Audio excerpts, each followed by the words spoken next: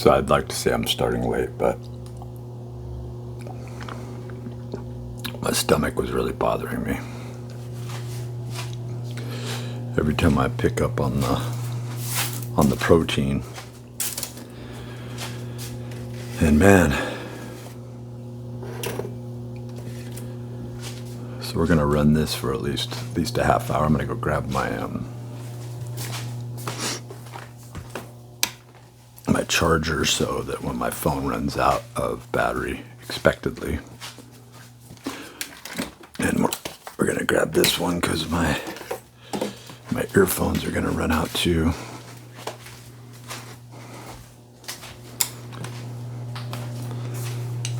And it's time to do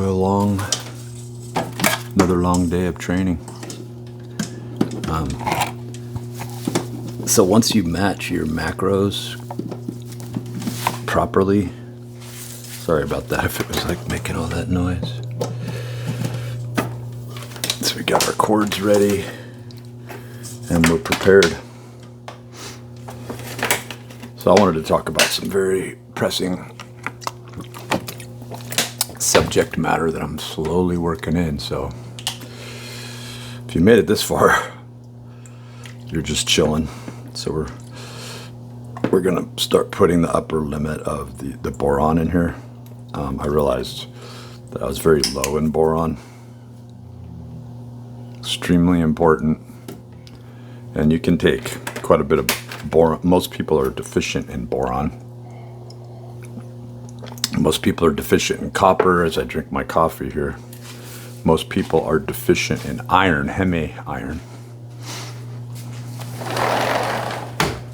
We're just gonna sink into our walk here, right? Try to get an appropriate angle, make sure the pants are up, because that's an annoying thing. So, the self. So the things that are talked about, like when you look at Alan Watts and questioning in the mind, like I was deep into this when I was like 19 years old.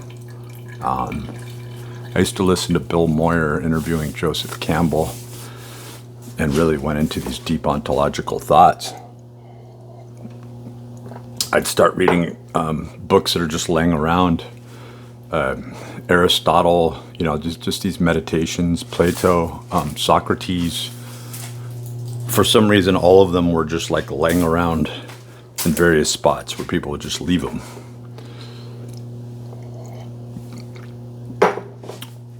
And that's the thing, is that books come to you, items come to you when you're in alignment. And this is a really hard thing for people to accept. It's a completely different pace. It's something that animals understand, that human beings do too. We can always return back to that. We can always return back to that semblance of order and balance. But it's not going to make any apologies to you or make up for any ideas that you have of lost valor or this and like the imposition that we put on reality,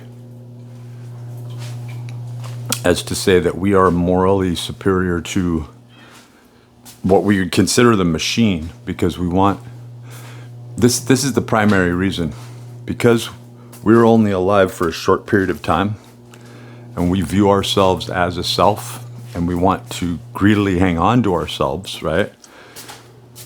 Instead of seeing like what Ben Howard said, that I've said many times over, and it's pretty awesome, is that he always likes to think of a song as a gesture.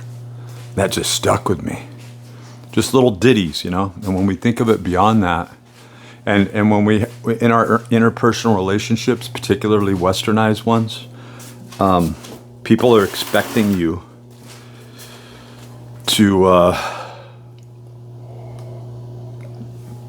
who was it? Michael Madsen. He passed away yesterday from all these Quentin Tarantino. What was that? The Ungrateful or the Hateful Eight, right? And Sin City, Kill Bill.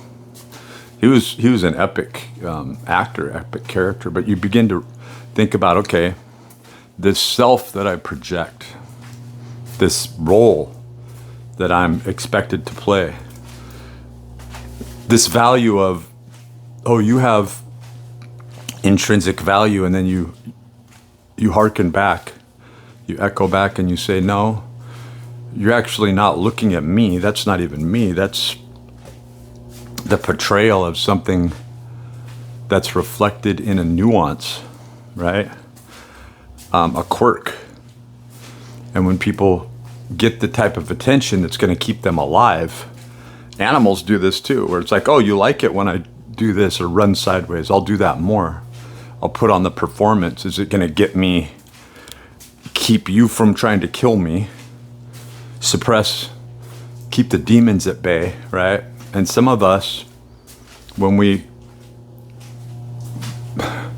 don't have to reject the self, you just dismiss the notion. You stop playing into it. And then when you step outside the computational system, this is very crucial, you're going to lose yourself. And then this is often where people stay stuck. This is where the whole notion of white lighters come from. And this is the primary difference, because when you look at a Satanist and a devout Christian, they're talking about the same exact thing. They're talking about losing the self, right? And seeing the energy that responds that's out there. And you'd go, your immediate would be like, well, these people are just more chirally positioned or receptive to a more negative nature, right? Their ontology is works chiral too, and doesn't superimpose, doesn't fit. It's like a mirror image, but even then, it's this asymmetrical sort of inverted world concept where the two can't match and marry, right? So there's some sort of time sequence differentiation between the two worlds where you could see chaos being played out, and people begin to behave in a manner that you see through cataclysm and great cycles, right? When you take all the so-called chaos together and you go, look, if I'm going to be the catalyst for growth, and I only lived a certain amount of time, and I'm being shown this destructive behavior, logically, it only makes sense that I would create more chaos. And then what ends up happening, the odd thing that turns people off of the ontology, right, of the noumenon, from the phenomenon of the self, right, the one self, is that, I got to turn these off and charge this up, but what invariably happens is that people lose faith because they get to this place. And faith in what, you might ask, right? Like, what is faith? This is something that just circulates around, and it's part of the common narrative. So we're just starting out like this. We start really, and I've been feeling my metabolism just kick in. I think I was like a pound up today, but I had a lot of waste in my system, and my stomach was killing me. And I've been training more. I upped my vitamin C. You might say, oh, that's why, you know. And then when I have my vitamin C today, it just keeps everything regular, right? Among other things. Promotes white blood cell growth. Mainly, people don't have a fundamental understanding of how, I was listening to that Cole Robinson, and I'll be getting back to what I was talking about because it all intersects. But I like to bring up what was on my mind when I first got up in the morning, what I was reflecting on, information that comes to me.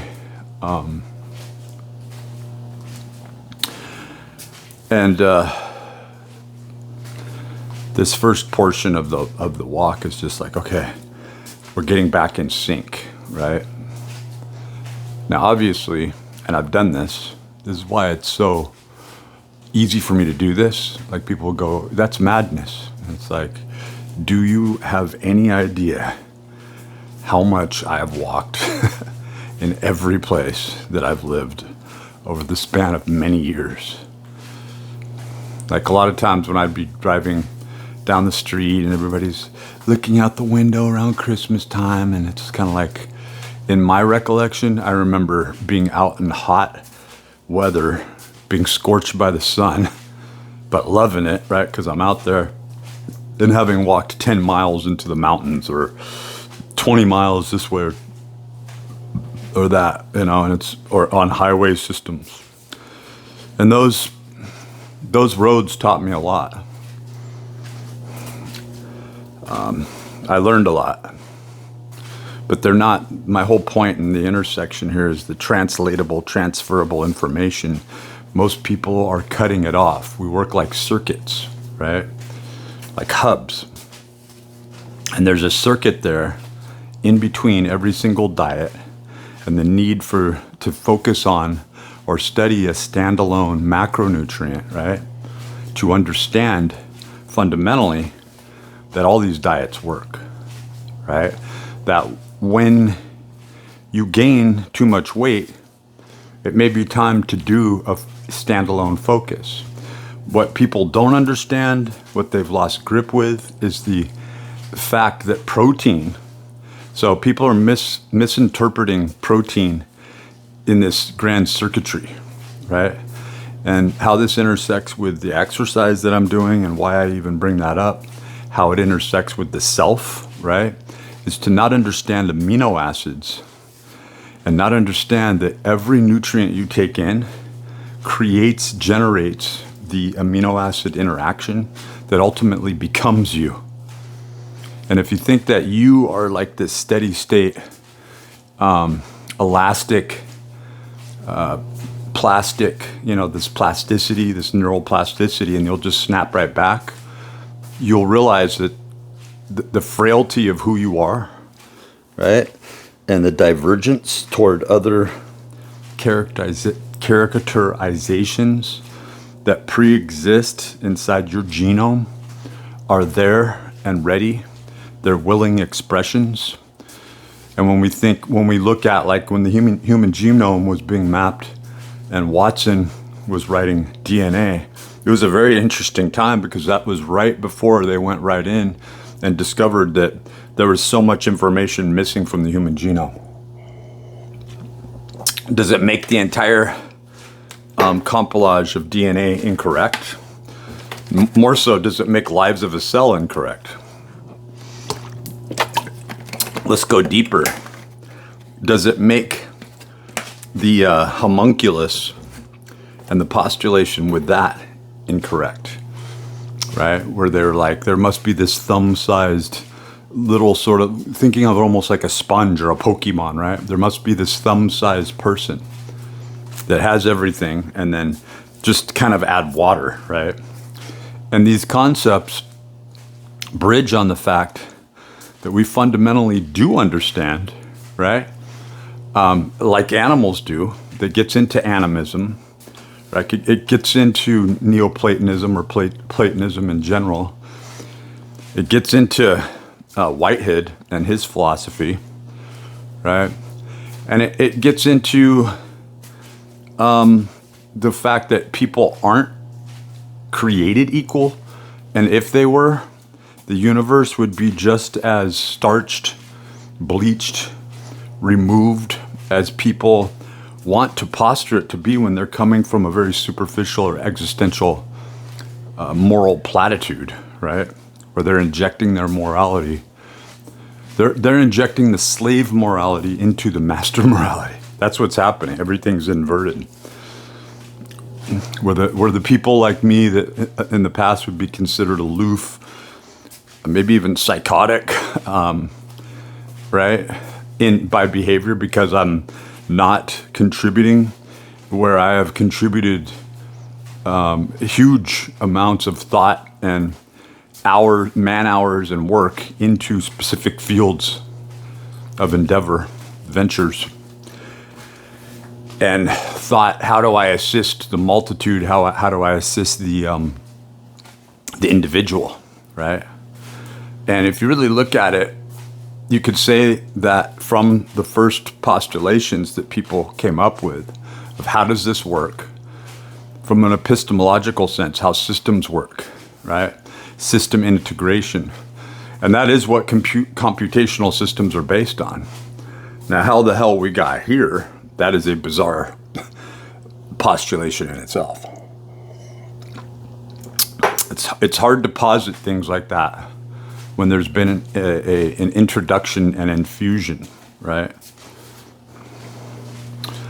Like you could say that the introduction of silicone, right? And realizing that when we look out the James Webb Telescope, the Hubble, and probably the Vatican's Lucifer, there's two of them. There's probably more than two.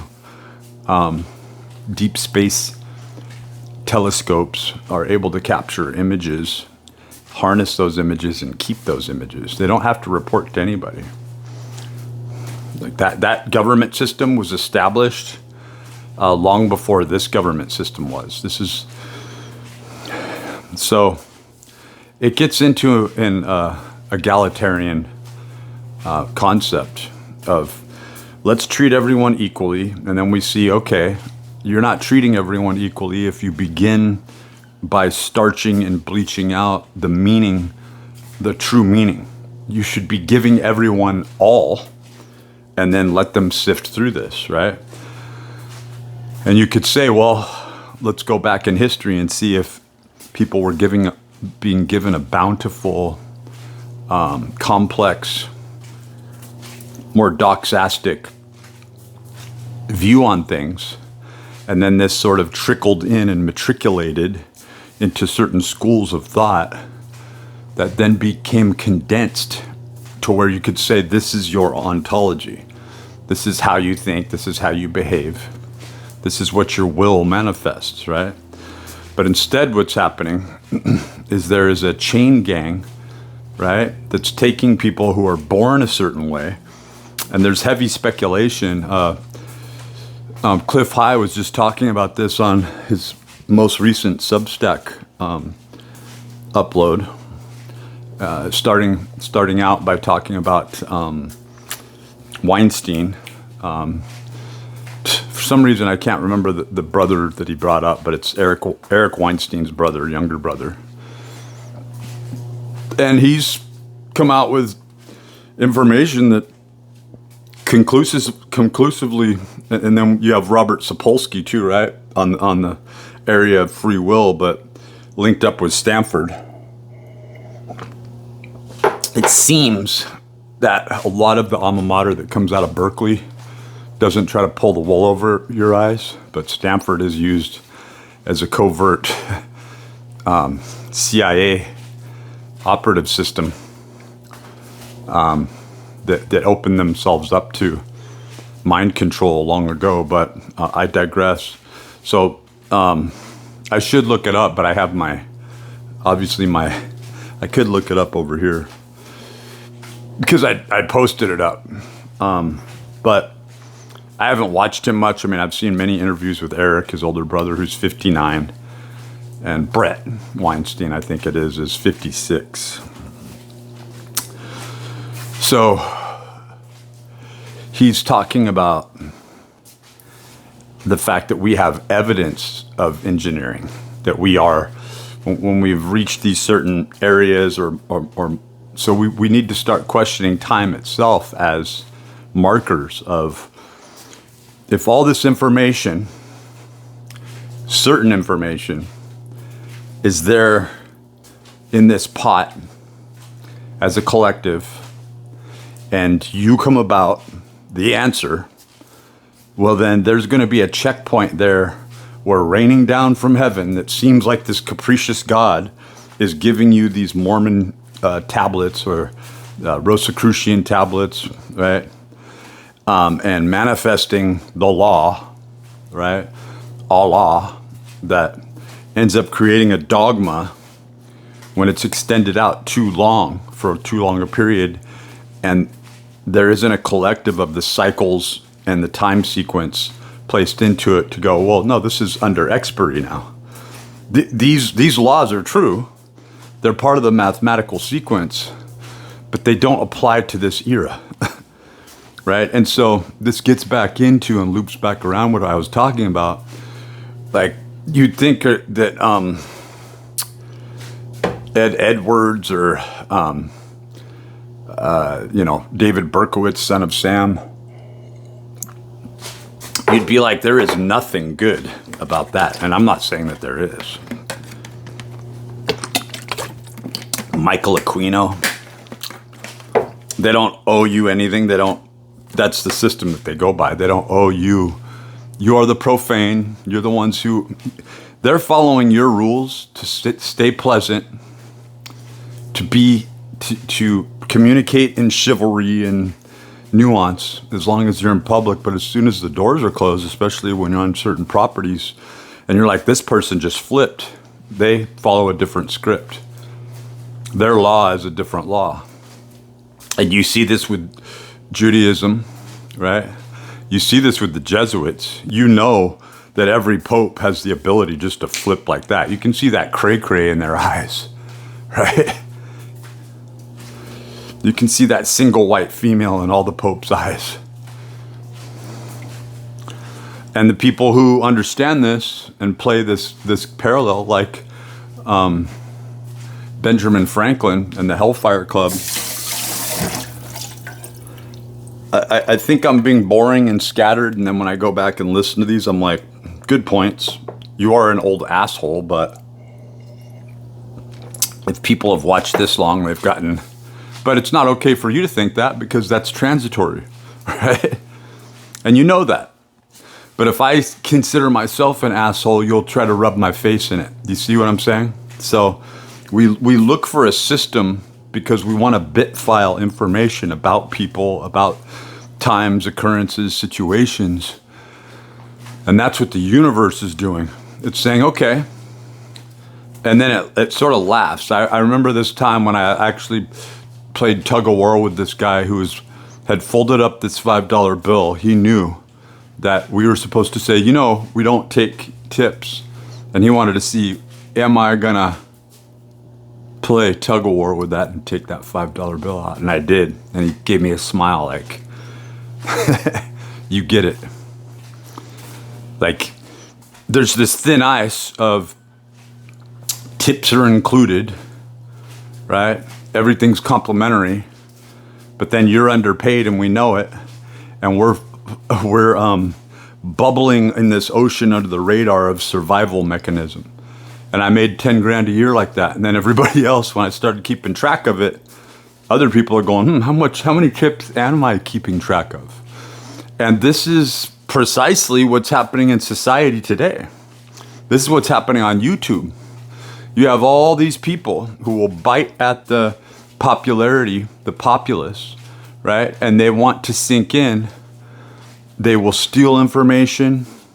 Like, you have people, this is true, and this is a bizarre thing, is that most of this information isn't even copyrighted. You can go in and take anybody's information. They're doing this with Alan Watts. They're doing this with Jordan Maxwell, where they just create stations, and they don't own that property. Suddenly they have 250,000 viewers, then it's millions. They're making $10,000, $15,000 a month as we're watching these people that were 100% antithetical to the money system. In fact, they became better people, and they're teaching you, right? And it's like, well, I'm meeting the middle. And this is like what the argument for capitalism, right? This shouldn't exist. There shouldn't be a bridge to the past. You see what I'm saying? And the argument for this is that without that person capitalizing on another person's life work, the life work would become a part of the substance around us. And in our minds, we would keep it active. Instead, it's on the airways right? In this computational system that's set about in mimetic chains. So where's the hub? And then you have to have an AI unit registering this information. And I have amazing conversations with ChatGPT. I have for the past year. Wow, ChatGPT loves principles, needs principles, brings up principles. Because if we were taught the foundational requirement for purity, we would weigh everything against that. Instead, the people who are making all this money off of other people, and invariably, if they continue being like that, they will become billionaires and trillionaires. They have no conscience. Yeah, my stomach is really bothering me though.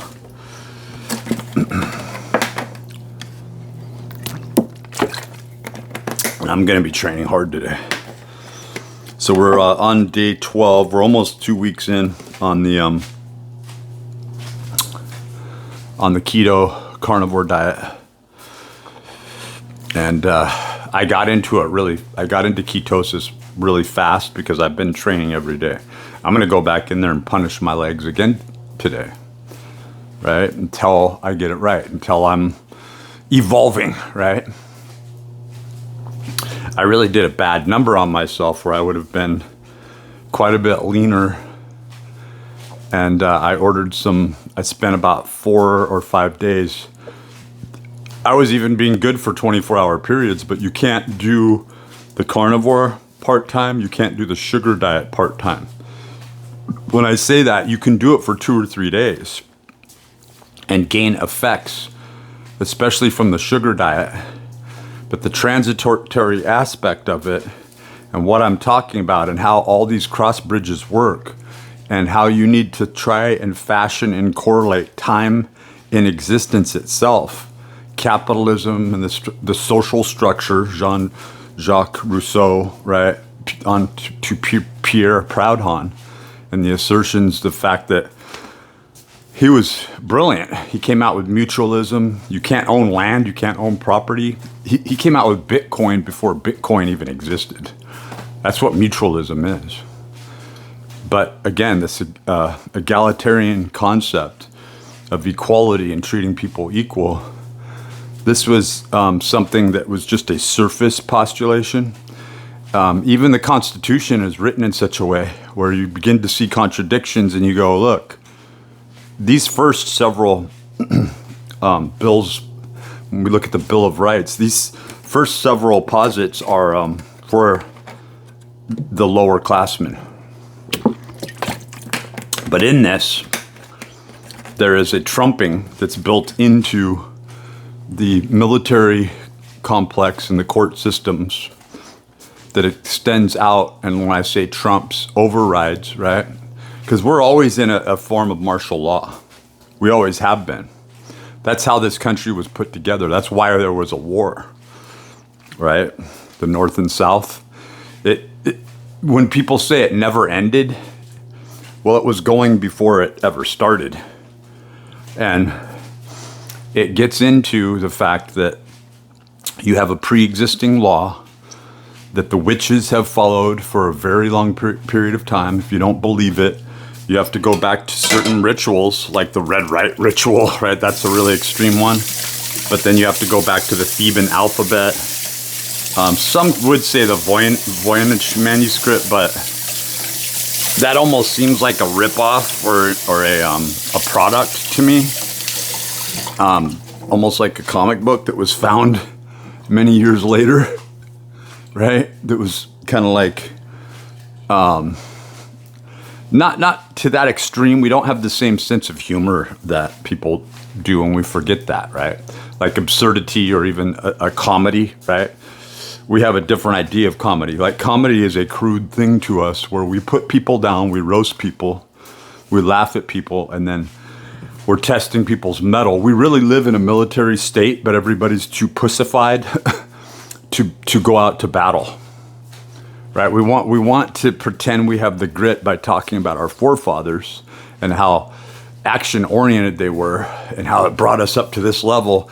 And then you see somebody just going and eating a turkey sandwich that's made out of heavily processed meat and I earned this. And it's like, no, you didn't.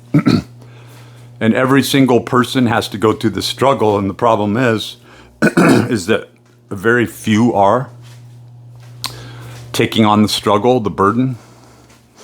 And the burden is principle. And it isn't just blind principle. And when you begin to look at the ethics that lead directly into Machiavellianism, because what Machiavelli had discovered is that, you know, when we're talking about the Borgias and the Medicis and all these families and so forth, right? To take a very surface, superficial look, and how the Templars dissolved into the Knights of Malta, how the Knights of Malta are keeping the very wealth and protecting the wealth through the Vatican. And if you see this wing with the Vatican from the Knights of Malta, which is the monetary system, you begin to go, wait a minute, these are just wings themselves. And we have to see through sacred geometrical structure that there are many wings that are unseen, that don't have to show themselves to you. It's not a part of our system, or it's not a part of your system, right? Which is to say that the witchcraft, the druids, and I lay this out in Esoteric Principles of Light early on, the witches, druids, gods, and men. That all these four main tenets, which really are principles, right? Because they're not just assertions. And then it gets into establishing and cross-correlating direct principles that are responsible for specific purposes. So what would a satanic union be doing? They would be sacrificing, they would be based on the will of the people, and the people come from sacrifice, right? Is as long as you want that turkey sandwich, as long as you want to drink that latte, do you understand how many people had to suffer and die? Or as long as you want to cross over that bridge, right? And just drive over it and space out on a rainy day and just waste your time. In order for you to go into that sedentary aspect that time is never ending and we're just going to space out and everything's available to us and it's all so easy, right? Well, and that's all a lie, because everything really is easy and you're supposed to follow a natural ebb and flow harmonic, right? But now we've got an issue, right? And this with one Carrington event, everything could get wiped out. So they're trying to back things up. This gets into the psychology and the study behind the fact that there must be a dark night satellite, right? That's not just a thermal blanket floating around in space that, you know, that they like to hide behind, but there actually is some sort of stationary unit. But then people begin to think, well, why would they have something like that when they could have the moon as a backup storage house for all the information that's ever happened everywhere all the time?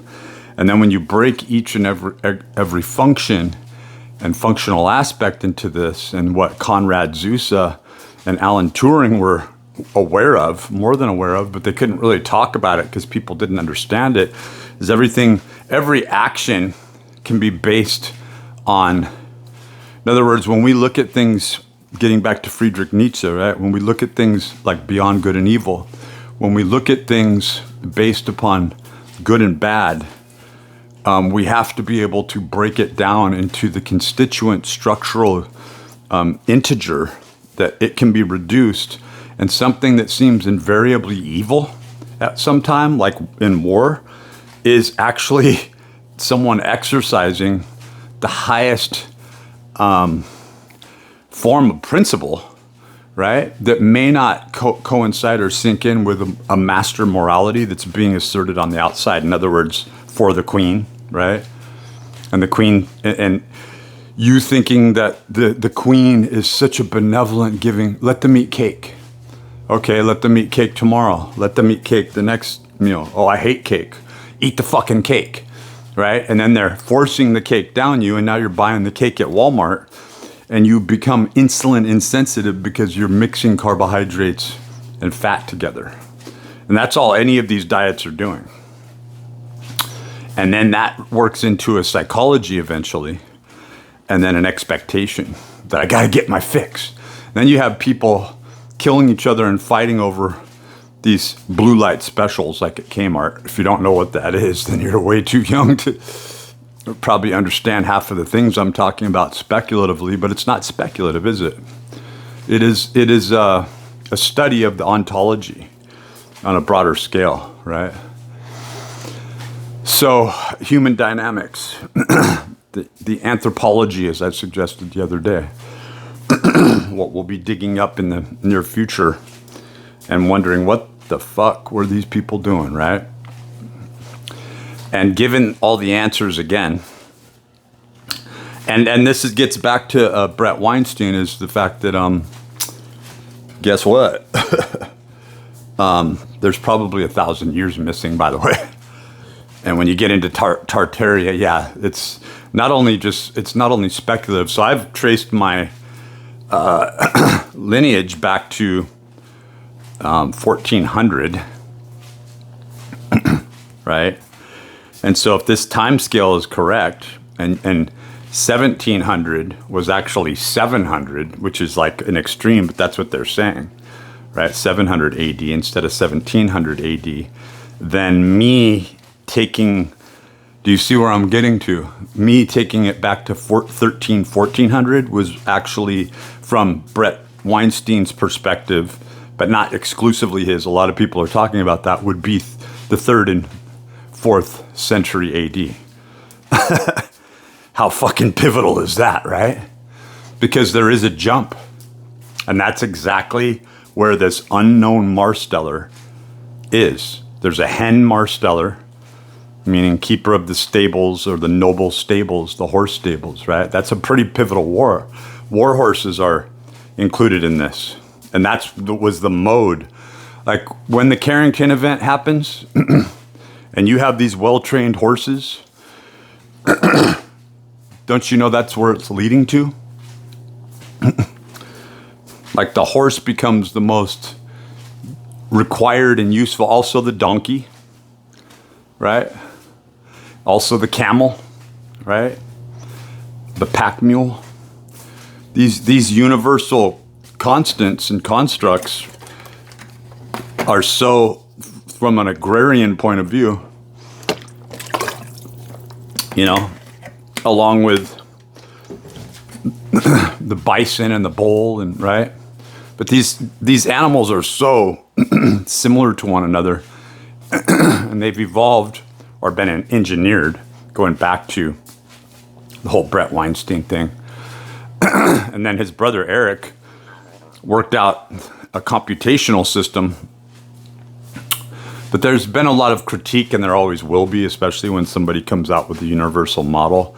And when they seem to be backing an agenda that's linked heavily into Peter Thiel and this superiority cult that directly leads into PayPal, Elon Musk, and like where people are asserting we're the brains.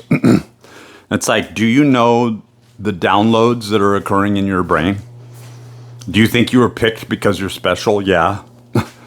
Don't you see the break-off with this? Is that people can come up with their own ideas and don't borrow like you do, don't steal other people's ideas and mimic them? Do you realize that you are trying to steal other people's ideas? And I do see this. I see this with Eric Weinstein. He's a downloaded left-hand path practitioner that's trying to posture himself as if he's something more elegant, right? So, but I see how brothers will overshadow one another and are put in families, and this gets back to Cain and Abel, and this gets back to the carbohydrate diet, i.e., you know, the grains, right? The gifts to God from the ground, from the earth, from the process of knowing how to do this and offering this, right? The slow and patient process, or ruling over the beast and then murdering the beast and calling it a sacrifice and then eating every little bit of it and teaching your family how to do this and getting rich. And eventually that's where, weaponry comes from. That's where everything comes from. Textiles, the ranch, right? This is a very early stage conceptualization. When you talk about the farm, you have a similar thing, but you have then the technology or the techne, the weather controllers, the weather system. You are at the mercy of that. The earth that cries out from a biblical sense with the blood of those who have been shed, right? And then when they begin to understand this, it's like, you can grow all the grain you want. We're going to feed it to our livestock. We're going to murder our livestock and call it a needed sacrifice and eat all the organs out of it. And this is the irony, is that, and this is why I was railing against Durian Ryder. I was being very nice and will continue to be nice to Skeleton City and several other people. I came out with a snake diet 15, 20 years ago, actually. I should be suing the guy, but it's not like you can own a concept like that. And then I had done research back then and found out somebody else came out with a snake diet. Now, what was my snake diet based on? It was based on gluconeogenesis, exactly the opposite of what everyone's talking about. The fact that amino acids are more crucial, more fundamental, more pivotal to a person, to the functioning aspect. In fact, that is what's driving the fibroblast, the FGF21, right? Hormone-like secretion that is protecting the integrity of the muscle mass, is protecting the integrity of protein. That's how crucial protein is to the human form, but to existence itself. We look out in space, which is what I was bringing up before, and we see those markers in space with the James Webb, the Hubble, and we see amino acid sequences out in space. If they're able to look that close and pick up on amino acids, right? But they're using light spectrums. They're using recognizable software. They're using the Sycamore chip, the Willow chip. They've gone beyond this. And so the amino acids, when you see the fact that frogs and more so mushrooms pop up from nowhere, that sprouts pop up from nowhere, that algae seems to pop up from nowhere, right? Nori and kelp, when you see the things that are going to be around, and then you see what they're comprised of and how they feed back into us, and that it's hinting at a cultivation. Well, the fact that we've gone in the direction that we have and we don't have a seafaring, right? So this is why the military arms are set up the way that they are. And the one that was missing is a Space Force. That's number 5. That's the pentagram, right? Where's 6? 6 is the unknown. 6 is the unnamed. 6 is the one that's working around and through and by way of, you would say, oh, no, this is Space Force. No, it's not Space Force. It's the fact that once you get to the 6th point in phi, right? And then you have 2 others. You always have 8. But there is a white and a black. There is a pure and there is an impure. And you will not be able to ward off, fight that which, just like the Jedi and the Sith, you will not be able to interact or go into battle with anything when you're symmetry, when you're asymmetrical. You have to be equally versed on both sides. And that's why the whole mystique about the Jedi being just as evil as the Sith, when it comes down to it, and what makes you tick, what is the main tenet, what is the main principle that drives you. And from a salt of the earth, holy roller thing, they posit themselves as such, but you have this little green Jewish monster. Why do you think Mel Brooks is playing yogurt in the next Spaceballs, and he's going to be 101 years old when it comes out, 101 on the way up, 101 on the way down? The Jewish connection, do you see it? And these people came out of Babylon. They were tortured through Babylonian magic. And a lot of this was like sex magic and the magic with the K, the Crowley magic, right? And when Horace is talking about this etheric, did I say Horace? Yeah. Well, it gets into, I would say if you're going to jump ahead and not delineate things, it really gets into Jason Reza Giorgiani's posturing and speculations that are beyond that, and I saw a great interview with him. And my main issue with Jason was that he was apologetic toward Trump. Oh, he's not anymore. He's not anymore. And there's a lot of people listening to him, and he may get charged with some sort of strange espionage or counter-espionage type of weird, because Iranians are listening to him. And so are a lot of Americans. And he's not an idiot. He's a highly intellectual person. And that's why Jeffrey Mishlove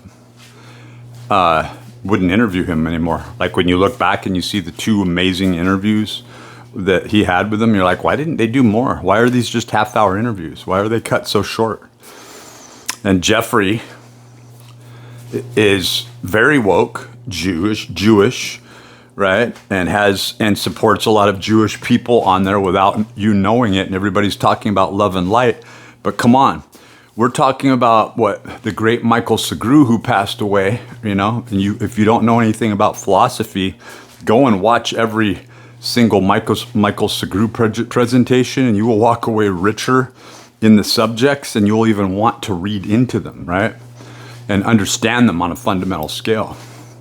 But when he talked some of his last interviews before he passed away, he was talking about this sedentary notion that's required, right? And this is where philosophy comes from. This is where the sacrifice comes from.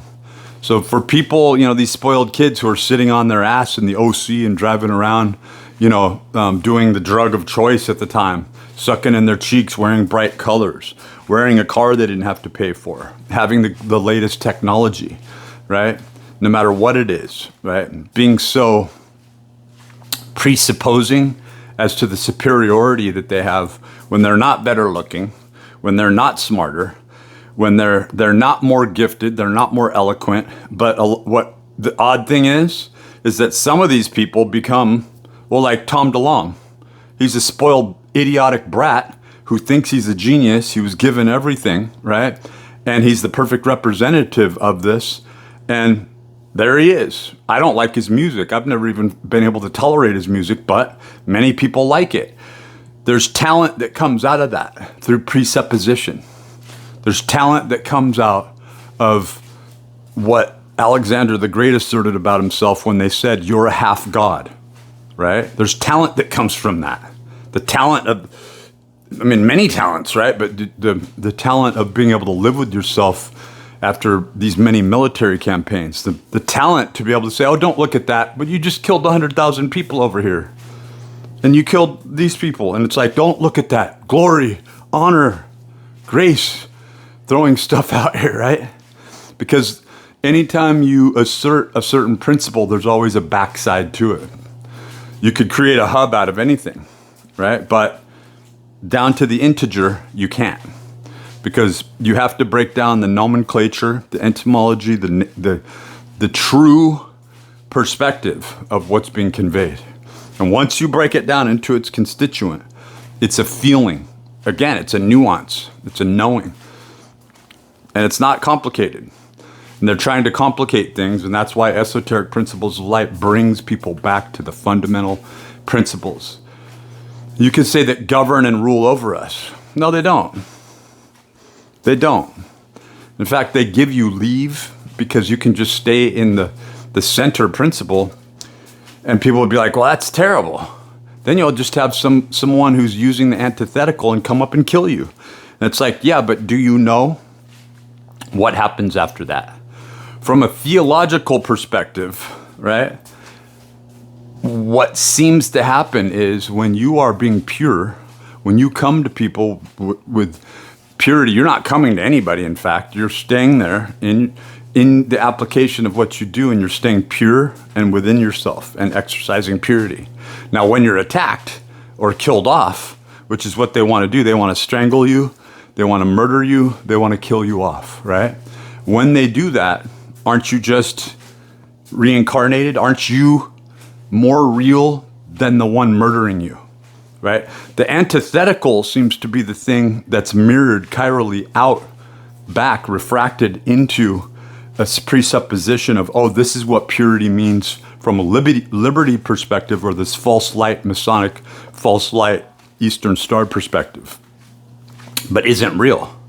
Like, in other words, the computational system and the Mandelbrot subset, these numbers like Google or, again, like a Mandelbrot set, something that seems to go on infinitely, but it's based on presuppositions, because it's like those numbers don't even exist. You'd have to break everything down into the integer, and all you would have is a monad, right? You'd like, in other words, John Dee in the hieroglyphic monad, he understood this. And that's when you start to see an interaction. You don't see the interaction, right? In other words, you're proselytizing a mistruth like any. So you could, on the Mandelbrot set, you could say that that's a representation of all religion. If you were to mathematically, and this is what Gottlob Frege was working on. He was bridging philosophy and math. That's religion. Whatever you do religiously, right? When you break down the philosophy, when you break down the movement pattern, when you see what you're doing something with religiosity. You're breaking it down into its fundamental constituents, where it cannot be picked apart any further, where you get down to the zero that couldn't be a zero, but it has to be complete within itself, therefore monad, right? This is very important stuff here, because you have two sides. You have a dichotomy where you have somebody that says, well, I see it as a zero, and you're going, no, you're wrong. And they're like, yeah, that's fine for you to think, but no, I see your monad as nothing. I'm looking through it, I see nothing. And you're going, that's everything. From a parallax view, from a perspective of somebody who would not live in purity, doesn't come from purity, and is of this left-hand path, they would never be able to see the monad for what it truly is. They wouldn't see it. In other words, you could look at purity and think, that's just a stupid light. I like this artificial light over here better. So from their perspective, they see it as zero, and then they base all their presuppositions off of zero. And what do they come up with? This world. But what does this world need? It needs sacrifices. What sacrifices? The very things that people value, like their own children, right? Like their own latte, like their own vehicle, like their own mode, right? Their modus operandi, their moment arm, right? So you get into the fact that the computational system is all a lie. We all know it. What's generating it or pro-generating it? What's keeping it going? Well, these are where the other arms come in. This is why diet is so crucial. And that's my fundamental aspect, that I'm looking at the carnivore diet and I'm saying, this is the most unholy fucking thing you could possibly do. Like, that's pretty intense, right? That I more than grapple with it every single time I'm eating beef liver, and I need to right now. My stomach was bothering me and I didn't eat my beef liver. So the whole idea of, well, you'll be shown, right? So we got a little piece here. We're gonna set that aside. We don't want to eat too much beef liver. I think that's all we're gonna eat, is like these two pieces right here. Right, so that represents, I would say, about a third, maybe even a fourth of a quarter of a pound, right? So you're probably looking at about a 1/16 of a pound here, maybe. So I had this down 15 years ago, and that was originally what this talk was going to be about.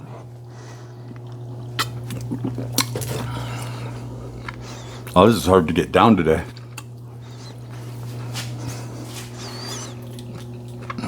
I have to take a lot of sleeping pills to get to sleep, and I have to do that regardless of my diet, regardless of how much I train. There's always some damn issue. But I'm going to 2 weeks, and then what I'm probably going to do, and what I'll televise here, is my focus on the sugar diet,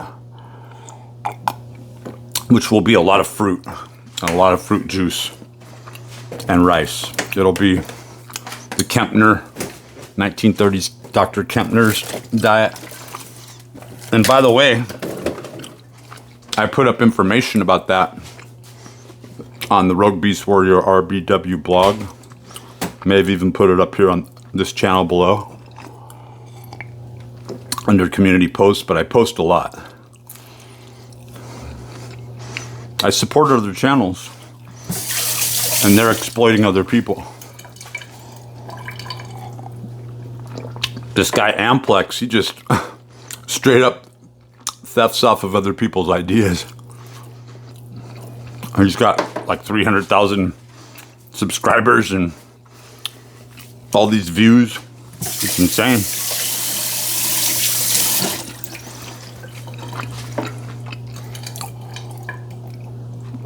I did all this.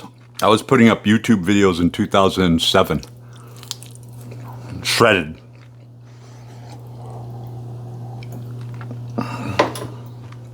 I can tell you fundamentally what everyone's doing wrong with great accuracy. But the fact is that I've been through this so many times, and I've erased myself so many times that I don't have the fortitude to keep going on with this.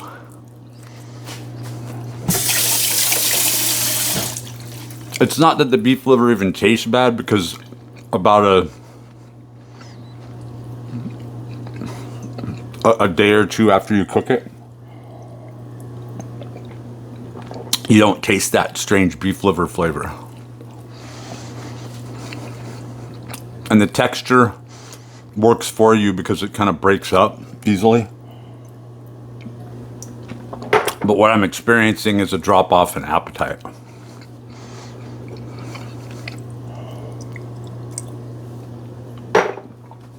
And today I had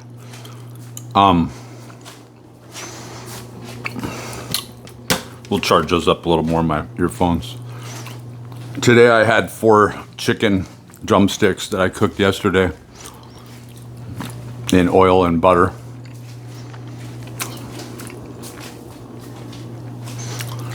And I was exercising, and I woke up today, 2 cups of coffee, heavy cream, and butter. I used a little less butter today. And now I'm going into oxidative stress. I had 3,000 milligrams of vitamin C.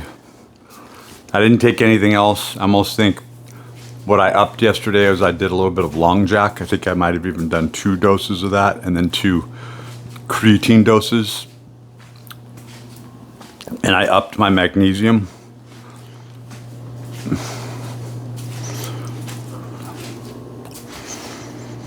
So I think I'm going to be turning this off and then going on to what I originally wanted to talk about. So this is kind of the boring segue into my day right here.